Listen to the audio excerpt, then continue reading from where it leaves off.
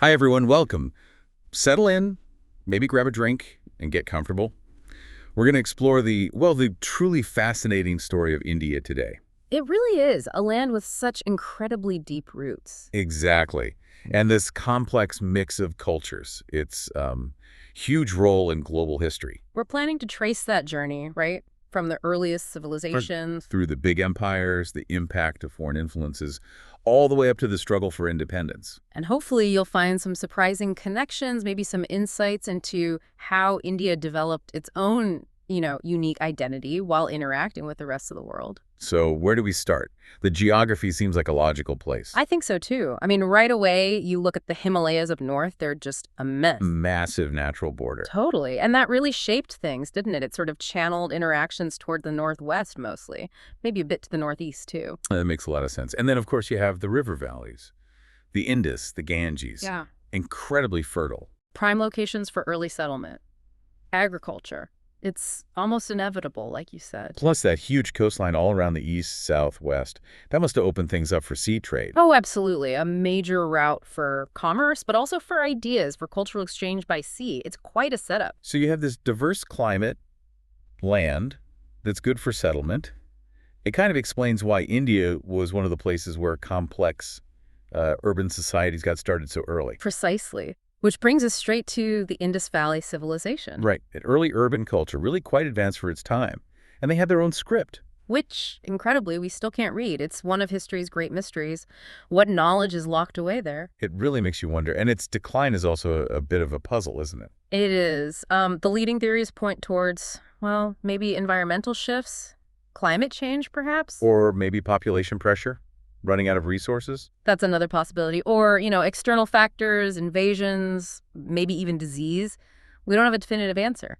A reminder that even sophisticated societies aren't immune to big challenges. Exactly. So, okay, moving on from that early period, we then see the arrival of the Aryans. Migrating from Central Asia near the Caspian Sea around, 1500 to 1000 BCE? Roughly in that time frame, yes. And this was a really significant shift. They brought early Sanskrit with them. The language that forms the basis of Hindu scriptures. Correct. But they also, and this had huge long-term consequences, they established a social hierarchy. How'd that work? Well, from their perspective, the existing populations were placed lower down. Certain groups were even labeled unclean and given specific, often undesirable jobs. And this is where we see the beginnings of the caste system take shape, that rigid social structure based on birth. The very early roots, yes. It became incredibly entrenched over time, and, despite centuries of efforts to reform or abolish it, it sadly persists as a social issue in India today. It just shows how deeply embedded those early structures can become. It really does. Okay, so let's fast forward a bit. We start seeing the rise of major empires. The Maurya Empire is a big one. That came after Alexander the Great's invasion, right, when the Persian Achaemenid Empire was fading. Around 322 BCE. That's the context, yes. And the Mauryas managed to unify a huge chunk of the Indian subcontinent, a massive area. A huge undertaking. And they set up this big administrative system. I read somewhere it was comparable to the Roman Empire at the time. The scale was certainly comparable, yeah. And interestingly, the evidence suggests you had private businesses, private economic activity, running alongside the government structure. And trade was booming. Good places like Greece and Rome. Very much so. Think spices, ginger, coriander, making their way across continents. It was a connected world even then. And this is also the time of the Buddha, isn't it? And Yeah. the start of Buddhism spreading. Exactly. Buddhism originates in India during this period and becomes a major world religion spreading far beyond. So the Maurya Empire eventually breaks up, but then we get other Hindu and Buddhist kingdoms, and then the Gupta Empire. Yes, the Gupta Empire, mainly in the north, from about the 4th to the 6th centuries CE. This is often called the Golden Age of India. Golden Age. Yeah. Sounds impressive. What characterized it? Well, there were major leaps in science, mathematics, like the concept of zero and the decimal system really developed then. Astronomy, medicine too, with advancements in Ayurveda. Wow. And culturally, Hinduism saw widespread growth, classical Sanskrit literature really hit its peak. It was a time of prosperity, both culturally and militarily. Okay, so after these strong native empires, India starts facing more incursions again from the northwest. That's right. And this leads us to the arrival and spread of Islamic influence, starting around the 8th century, but really accelerating later. Like with Mahmud Ghaznavi's raids in the 11th century. Yes, his campaigns were significant. While he was more focused on raiding than building a lasting state, his actions led to a greater Islamic presence, sometimes involving temple destruction and conversions. But it wasn't all conflict, was it? You mentioned al-Biruni. Ah, yes, a fascinating figure. An Islamic scholar in the 11th century who traveled to India, learned its Sanskrit, studied Indian science and philosophy. He wrote a major book about India, didn't he? He did, Kitab al-Hind, or Research of India. He was a crucial bridge, really, fostering understanding between these different cultural worlds. His work is still incredibly valuable for historians. That's amazing. Then, fast forward again, the 13th century, Mongol attacks and the Delhi Sultanate. Correct. After various incursions, the Delhi Sultanate was established in 1206. This was the first really durable Muslim government based in India. And it led to a kind of fusion culture, Indian Islamic. Exactly. You see this blend developing, especially with the rise of influential Sufi mystics like Nizamuddin Auliya in Delhi.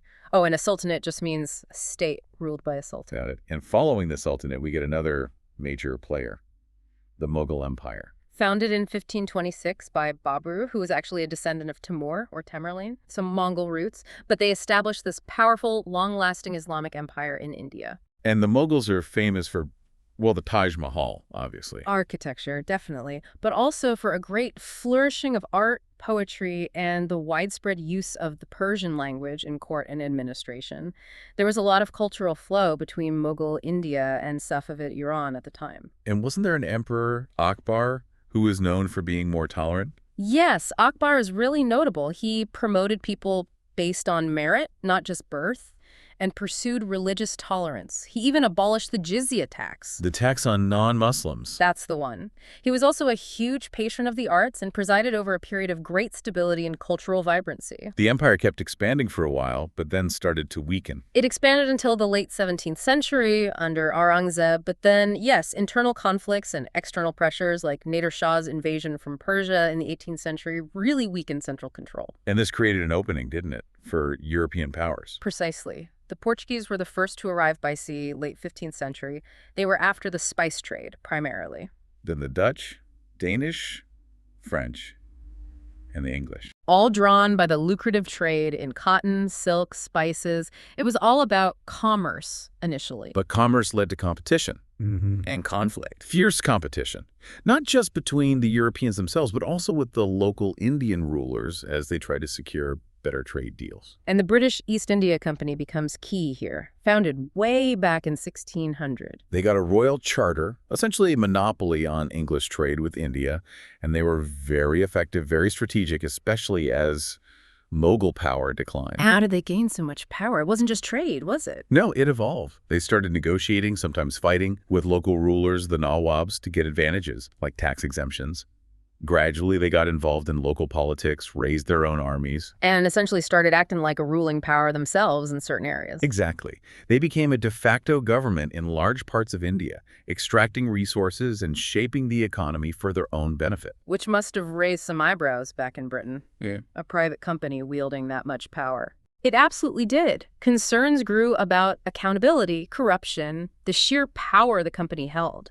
This led the British government to step in more directly. Like appointing a governor general in 1773. Yes, that was a major step, trying to assert some government oversight over the company's affairs. And this all culminates after the 1857 uprising, which many Indians see as the first war of independence. Correct. After suppressing that rebellion, the British Crown took direct control from the East India Company in 1858. That's the start of the British Raj, direct imperial rule. So the government takes over. Queen Victoria makes proclamations about ruling justly. But at the same time, Indian nationalism is growing. Definitely. Political awareness was increasing.